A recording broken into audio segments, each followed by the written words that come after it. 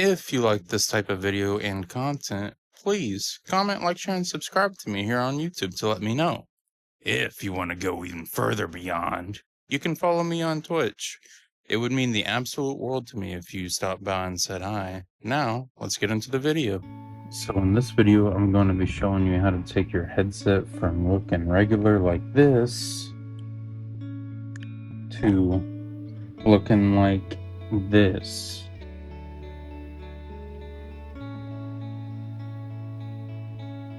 So in this video, I'm going to be showing you how to replace the headband cushion, and I've been getting questions about how to properly replace the earmuffs.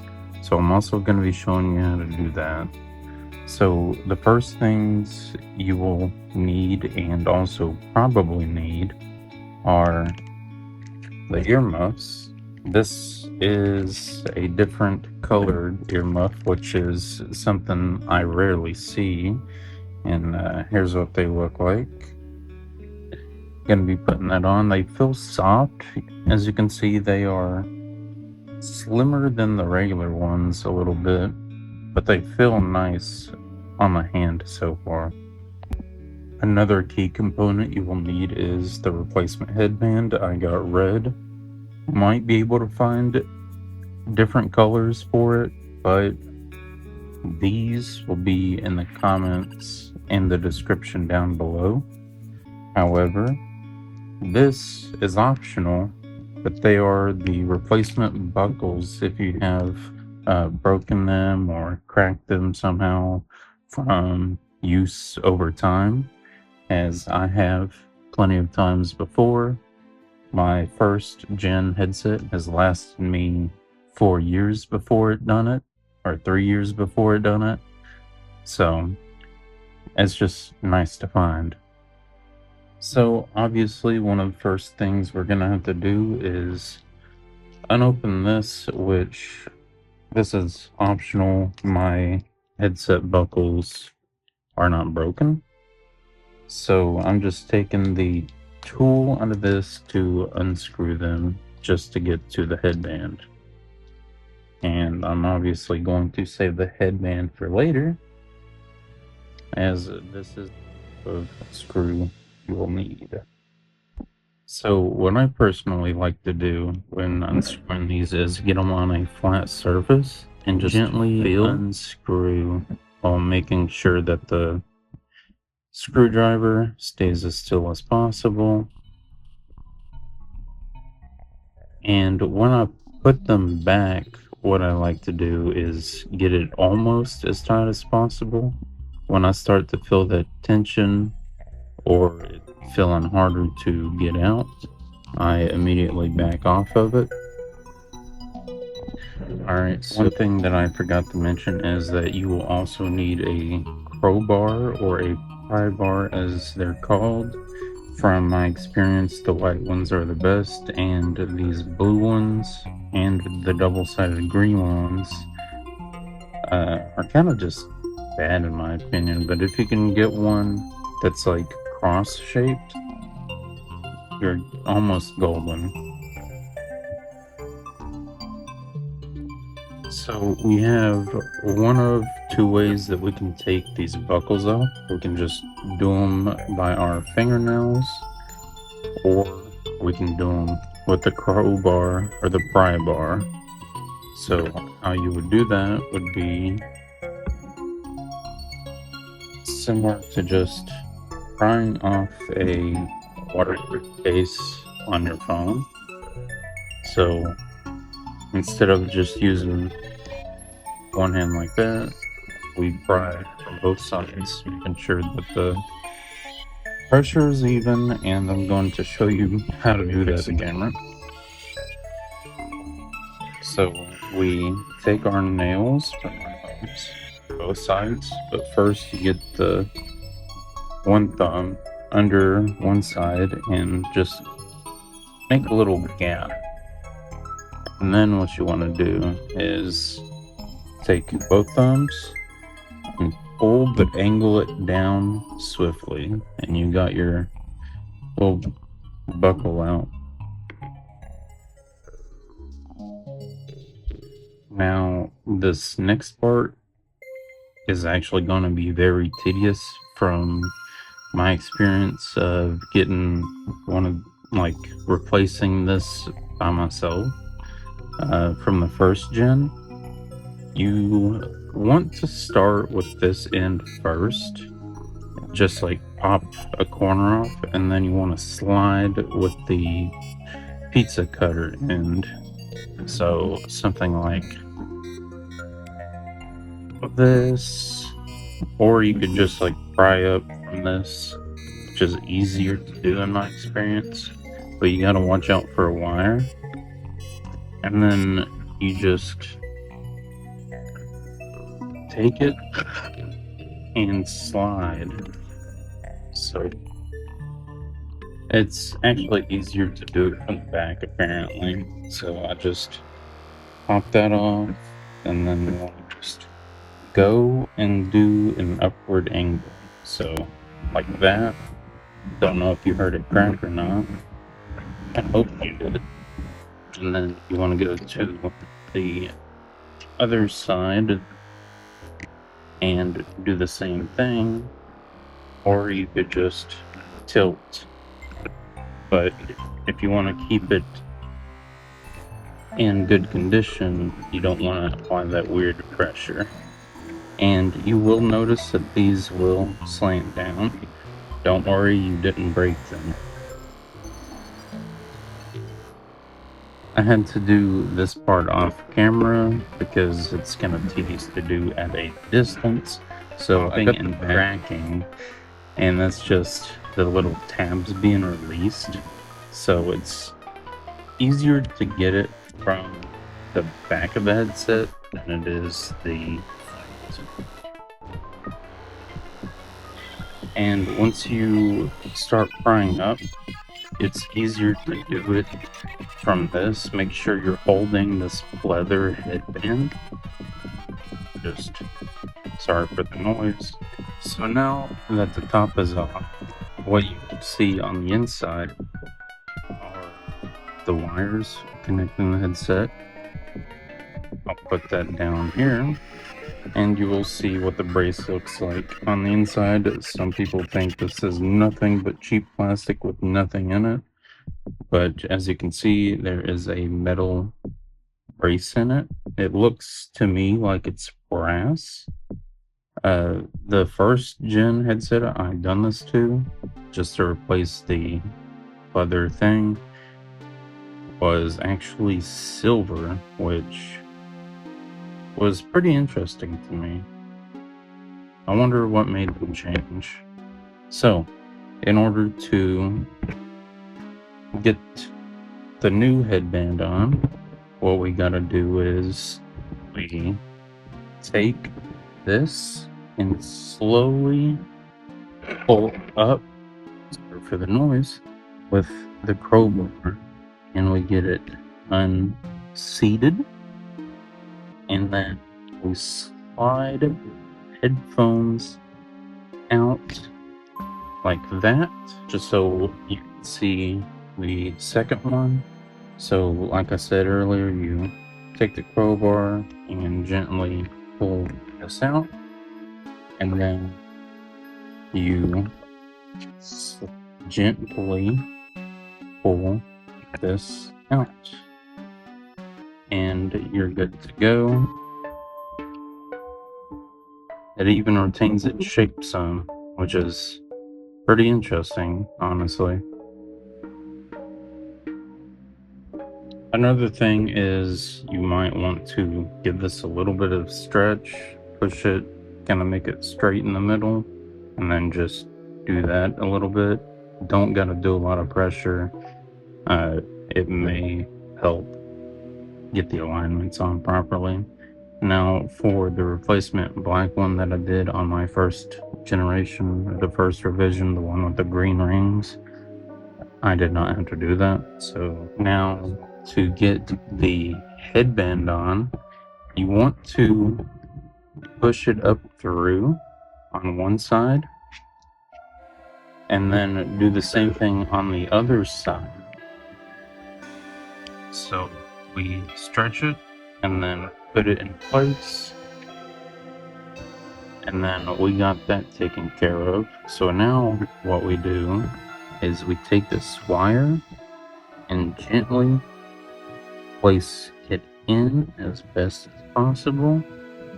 So what I like to do is get these almost evenly seated and then push in for the final result. And if you wanted to, you could take the crowbar and just place it like this. Just smash them down. Apologies for the noise. And just make sure that they're not fully above the clips, which some of these pop back out. So I'm going to go over and check. This one needs placed back down.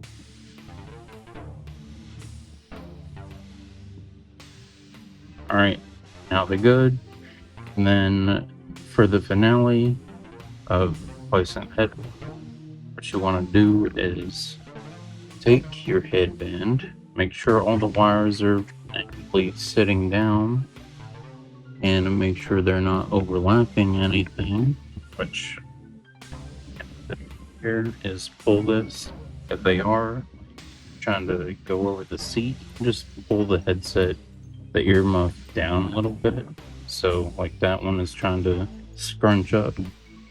What we do is just that. We can hang it if we wanted to and snap it back into place like so. I didn't have it lined up, so you actually have to line it up properly with the screw holes from the buckles and snap into place. Let's see. Hard to snap. There we go. That's one side. Let me make sure. Okay, it's unpopping. There we go. We got that. I'm gonna have to try to push it. There we go. We got that. Now, you basically just want to clamp it around. Do want to clamp it down. Make sure they're seated. Make sure they're aligned and going straight. That way you can actually place it down. So this was a little bit back here before. Let me show that on camera. This was a little bit back here before, and the headband, as you can see on this side, is trying to go forward. So you want to just keep that in mind and realign them as you clamp down. So if you don't have it properly fitted, like how I did and was trying to show off on camera, it will be easier to just take apart. I did this accidentally, so make sure now that we got it properly fitted, which keep in mind you will have to push this red area in so that it actually properly seats. So now the next step, what you want to do is the buckles on, and they can be kind of finicky. Just make sure you have it lined up on both sides properly, and you'll just kind of feel it slip into place. This is kind of tricky for me too. So, okay, I didn't feel one side go in, but I felt the other. The buckles is that there are these little placements that you have to line up perfectly. You can't have one side over the other, and that's kind of what makes it difficult to put on. So we're gonna do that, or attempt that again real quick. I forgot to mention that one thing that makes this easier is that if you get one side in, just start to hold it in the middle and then just lightly wiggle, and you should be good. And I don't have it screwed in, as you can see. And then from there, we just screw the side in, and I'm going to show you how to do it on the other side since this one side won't pop off. Alright, so I got the one side fully in, and this is how I wiggled it in. Is just got it here like this, and then one side in, which seems to be the left side. And then what you want to do is push down from the red end and just wiggle. After holding it in place, the right side is in, or the front side is in, whatever you want to call it. And then just wiggle a little more and push upwards. And it should seat kind of like that. And if I let go, tap it like that, it's not going to fall out. Now you can screw that back in. I'm going to do that off camera. Now, another tip I like to do is get it to where the head of the screw is almost covered, and then I like to switch to the other side and start getting that in, and then fully seated in completely. It is fully seated on the left side still, and you will know if you messed up if this is popped outwards and there's a bigger gap than what there already is. And for this last and final screw, we could do it the original way we got it on. Also make sure to push this end forward right here, and you want to go the opposite direction until you feel it bounce like that. Obviously you're not going to feel it from this video, but you will, and then slowly turn. And another thing to note is that when you get closer and closer to screwing this in, this will come out somewhat, but just make sure to keep screwing it in because it's weird like that. I don't know why screwing something in pushes something out before it gets fully seated. Now I can do the opposite side. As you can see, it's jutted out. And then we're going to try to get the screwdriver in. There we go. And fully press a little bit. And then screw it in. Alright, here's what the finished product looks like. All red. I could probably zoom out a little better, place it over here. But how can we make this look better? Well, I'm going to show you how in a quick second. Let me get this straight. So what you want to do is pull on this slightly upwards, or you could do it from up. It's kind of uncomfortable doing this on camera. So you want to just slowly pry at an angle, and then you'll see the green inner ear piece just pop off, and then you can just push inwards where the ring is and do it like that. You never want to take a crowbar to it because it actually will break this seal on here. So you'll break this, and I'm double checking mine to make sure. I've done this plenty of times. Now you can get replacement black earmuffs, or you can get one of these, which I found and actually wanted to get. This also tells you what kind of driver you have, which is a 40mm, or you could get one of these rubbery plastic ones, which mine has a grill in it, but they don't come with grills specifically. So let me get a pinch. Oh yeah, I forgot. I glued it in, I think. Oh no, I didn't. So these don't come with a grill. So you have to take one from a pair of a replacement that doesn't have a marking, which is what I did, and put it in there, and it made it kind of tight filling. I wish they actually placed them in there. So let me go ahead and get this other one off real quick, And so it's going to be easier the second time around since you're going to have that hand room. See, just like that, feeling it.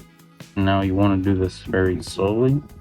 Push inwards like that, and you got it off.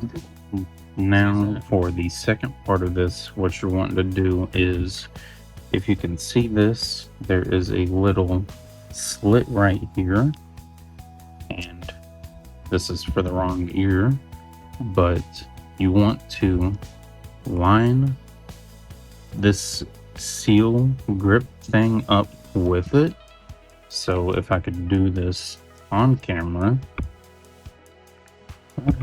or show it like this, I guess it might not be the best representation, but hopefully you'll understand. You want to get one side in, start turning, and make sure that you press it firmly up against the headset. Sorry for the noise, I know that's coming through the base of the thing, and you will slip off.